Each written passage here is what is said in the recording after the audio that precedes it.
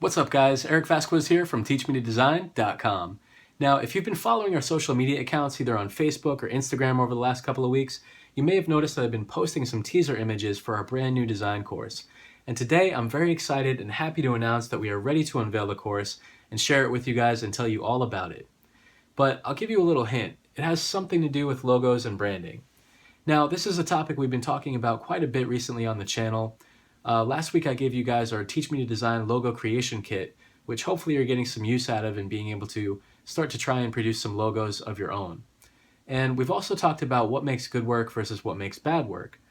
But we're kind of at a point now where we're thinking about what else is there or what comes after the logo, because a logo by itself is not a brand. There's more to it than that, and there's other questions that you guys should be asking.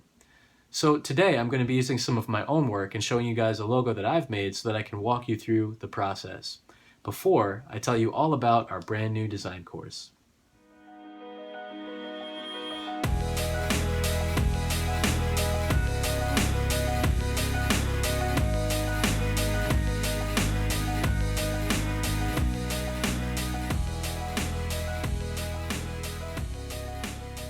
Alright guys, so I hope that you've been enjoying our Teach Me to Design logo creation kit.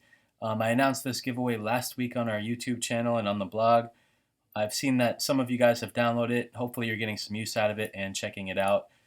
It can be a lot of fun with all of these pieces in here. You guys can do some pretty cool stuff and hopefully use it in some of your own projects.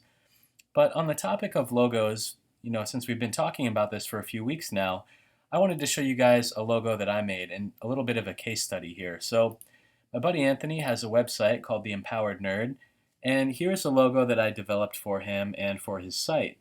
Now, you can see here that yes, there is some text, but the logo itself is primarily composed of these key elements. We've got the burst, the brain, and the nerdy looking glasses. So using these kind of elements, like the ones that I've given you guys in the creation kit, you can kind of build off of this or do something similar and create some really cool and interesting looking logos. And as you'll see here, what I actually did was develop a black and white logo first, along with a couple of other options for my friend. And then once he was happy with one of the options, we started looking at some color options. And then we kind of landed on this blue and yellow colorway here. I know that there's a lot of you guys out there who are interested in doing logo designs either as a service so that you can make money as a graphic designer, but it's also important to know about logos so that you can brand yourself if you are an artist or an aspiring graphic designer, so that you can look more enticing to potential clients. So what comes after you have a logo? Well, that's an interesting question. Now, a lot of times, if you just have your basic logo, a lot of people don't really know where to go from there, and they think this is kind of where it stops. But I have to tell you guys that a logo by itself isn't really a brand. Everything that comes around your logo, that's the brand. So the logo is a part of it, and it's a crucial part of it, but a logo by itself is not a full-on identity. Let me show you guys some examples of what I'm talking about here. If you look at a company like Jeep, right, and their ads, you'll see a lot of things are happening here. There's some consistency as far as, depending on what campaign they're running at the time, they may be using a lot of shots of the same car. But you can see that their logo is a part of this, but there's also other stuff at play here. You're looking at things like the fonts, looking at things like the imagery, these punchy colors. Look at the color of even the buttons that they're using here. All of these things together are kind of what makes up their brand. So it's not just the logo by itself, but it's all these things that need to be considered as well. Take another example here, like Coca-Cola. Of course, if you just saw the Coca-Cola logo by itself, you would recognize it, but you would also have a reaction to it. You might have a response, either emotionally, psychologically. Coca-Cola essentially wants you to feel happy, when you see their logo, when you see their branding, and when you see a bottle of Coke on the shelves. But when you look at their advertising and you look at their brand, there's a lot of other stuff happening. There's, the ice cubes and things looking frozen. Of course, the red is so, symbolic and iconic for Coca-Cola. And you would know it almost instantly if you saw it. And sometimes it can happen, subconsciously, whether you even know it or not. And they've been able to take some liberties with their branding, like creating other versions of Coca-Cola, like Coca-Cola Life here with the green label. And this is just really the tip of the iceberg as far as branding and what it's about. And of course, one of my favorite examples is Nike.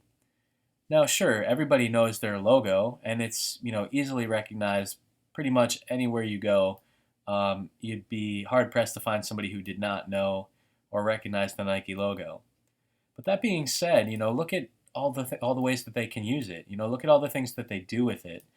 Their photography, their imagery, the way that they show their shoes, the colors, even the fonts you can see are relatively consistent. They always use these kind of bold or condensed sans serif fonts that are very easy to read, except in some cases, where they'll take a few more liberties with it.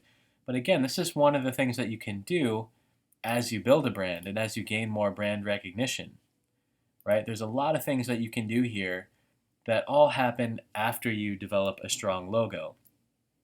So again, the logo, just part of the larger brand. So hopefully you guys can kind of see where I'm going with that. So taking a look at my example here that I had for the Empowered Nerd, you'll see that once I developed this logo, I wanted to create a visual brand identity. Now, a big part of that visual brand identity is that, it usually starts with a logo. And from there, you can kind of build everything else out.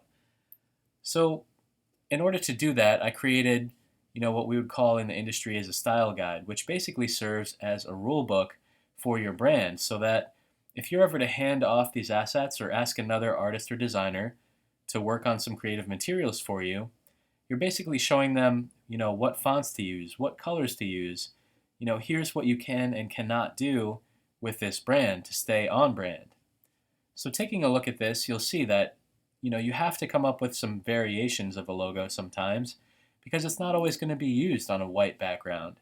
There may be times where it's used on black, or where you may want to have some secondary colors, and it's important to know how you can use the logo in those kinds of situations. And here I've even created kind of a longer version of the logo to use in a more narrow type of situation. Again, for light backgrounds as well as for dark backgrounds. So creating these variations is an important step of developing the branding. Here you'll see you kind of have our primary font along with two secondary fonts, which is also important to establish because you need to have consistency with your branding, right? If you're using different fonts all over the place, it's going to be very, very confusing to people, whether you're a business or a designer yourself. Okay, here's a breakdown of the colors that we chose and that we landed on, the primary colors that are found in the logo, as well as a couple of secondary colors that work with and support this brand and the whole vibe that he's going for. All right, from there you have things like icons and symbols and these other supporting graphic assets and elements that you can use across the board as part of your brand.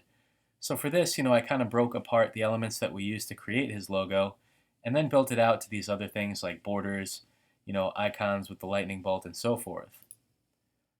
We also put together a couple of textures and patterns. And here, I know this page looks crazy, but I'm basically just taking each of the fonts from the typeface page and showing how they can be used on some of these other colors here. So basically, kind of a breakdown, a little cheat sheet so you can see how these fonts and colors work together. All right, and then of course, here's a few examples of using the style guide and all of these graphic assets together. And you'll see, if you compare this to just the logo on page 1, that you start to get a little bit more sense of what this brand is about and what it feels like. Right? Looking at things like this, you can see we're using the fonts, we're using some of these assets, we're using the logo, the textures, and we have all these different iterations and things that we can now play around with and experiment with. So I just wanted to walk you guys through this because a brand style guide is very important and it's a crucial step in developing your brand, and it comes all after creating a logo. So let's jump back over to Illustrator for a second. All right, I've given you guys the logo creation kit and kind of showed you what it looks like to have kind of a finished logo that you can make out of elements like that. And then we've kind of looked at, the logo as just being part of this larger brand. So over the last couple of weeks, I've been kind of teasing, talking about my course a little bit, which I've been working on for several months now. And, I'm very excited to be sharing it with you guys today because you're hearing it here first that I am announcing my all new course called Brand You.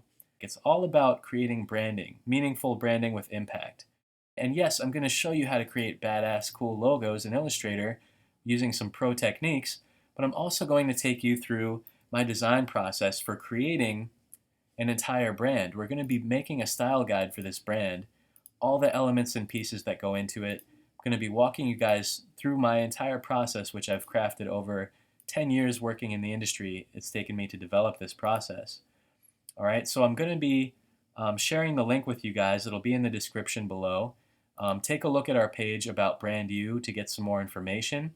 We are now kind of in pre-launch mode, so for the next 2 weeks, you guys will be able to sign up for the course at a discounted rate, and then in 2 weeks' time, we're going to be releasing the entire course, which is 24 modules, over 10 hours of professional advanced techniques and training for you guys, which I've been working on for again, several months, pretty much since the summertime. So I'm very excited to see it all come together. And I wanted to show you guys, kind of an example of what kind of things you can expect. All right, so this is going to be the course for you if you guys are interested in learning professional techniques for developing cool logos. This course is going to be for you if you're somebody who wants to attract more clients with your personal and business branding. And also, this is the kind of stuff that's going to make you guys indispensable as visual branding designers. Some companies will pay a lot of money to have agencies and stuff like that put together style guides for their brand. So it's really important to know that a logo by itself is not a brand. So my all new course Brand You is going to take you guys through that process. It starts with a logo, but it's so much more than that. I'm super excited to be sharing it with you guys. So head on over to the link and check it out. And as always, guys, thank you for watching. Thank you for your support, and I hope that I will see you guys in the course.